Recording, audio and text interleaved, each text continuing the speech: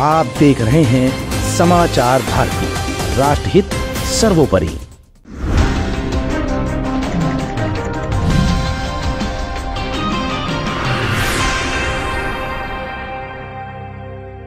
इधर राम मंदिर निर्माण हुआ, देश में मनाई गई दिवाली, लेकिन चल गए 57 मुस्लिम देश। इन देशों को लग गई मिर्ची। पहले पाकिस्तान ने राम मंदिर के विरोध में उठाई थी आवाज, अब 57 देश मोदी के सामने आए, लेकिन मोदी ने बोलती कर दी बंद।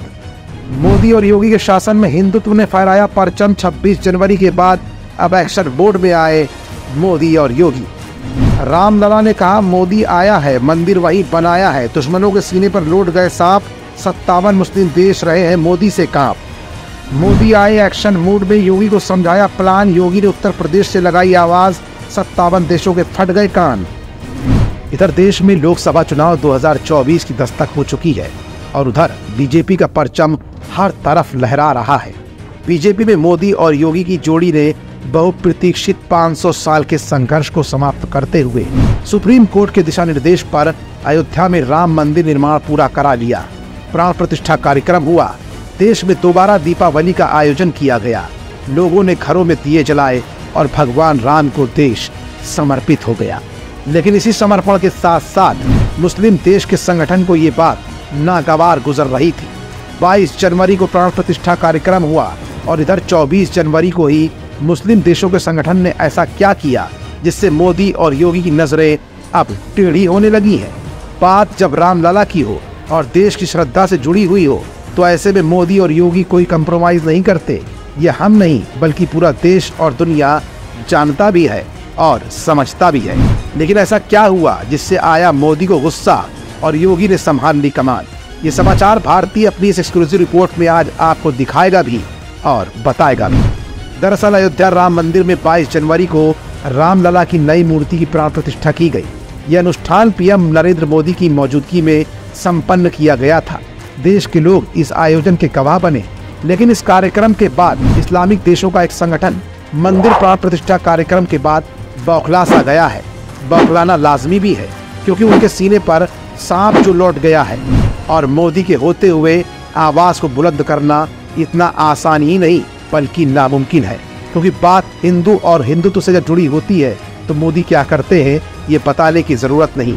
जी हाँ, ये वही OIC संगठन है जो 4 महाद्वीपों के 57 देशों को जोड़कर पूरे विश्व में इस्लामिक देशों का समर्थन करता है। इसमें भारत शामिल नहीं है। ये संगठन लगभग 2 अरब की आबादी का प्रतिनिधित्व करता है। ये संयुक्त राष्ट्र के बाद दुनिया का सबसे बड़ा इंटर गवर्नमेंटल ग्रुप है। इसका हेडक्वार्टर सऊदी अरब के जेद्दाह में है। इस संगठन में सऊदी अरब का दबदबा माना जाता है।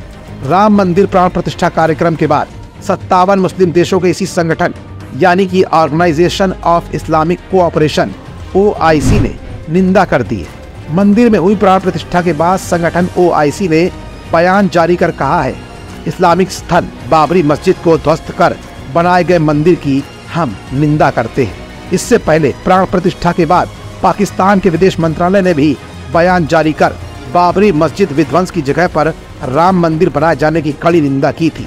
बयान में कहा गया था कि उन्मादी भीड़ ने 6 दिसंबर 1992 को सदियों पुरानी मस्जिद को ध्वस्त कर दिया।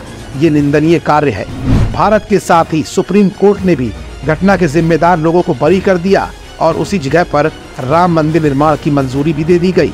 इधर पाकिस्तान की आवाज चुप हुई। उसके बाद अब इन 57 मुस्लिम देशों के संगठन अपना पुराना राग अलापना शुरू कर दिया है। OIC के महासचिव ने अयोध्या में पहले से बनी बाबरी मस्जिद को ध्वस्त कर हाल ही में बने राम मंदिर निर्माण और प्राण प्रतिष्ठा पर गंभीर चिंता व्यक्त की है। उन्होंने कहा, OIC जनरल सचिवालय इसकी निंदा करता है।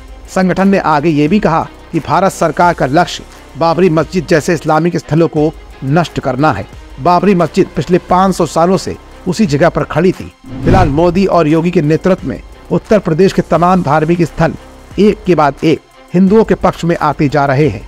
ऐसे में न सिर्फ विपक्ष बल्कि विश्व पर दबदबा बनाए रखने वाला इस्लामी संगठन भी तिलमिला सा गया है। लेकिन मोदी के नेतृत्व में देश में हिंदुत्व की लहर इन सबको चुप करा देने के लिए बेहद काफी है, जिसका परिणाम लोकसभा चुनाव 2024 में एक बार फिर बीजेपी की प्रचंड जीत के साथ देखने को मिल सकता है। समाचार भारती के लिए मनीष गुप्ता की एक्सक्लूसिव रिपोर्ट। आप देख रहे हैं समाचार भारती, राष्ट्रहित सर्वोपरि।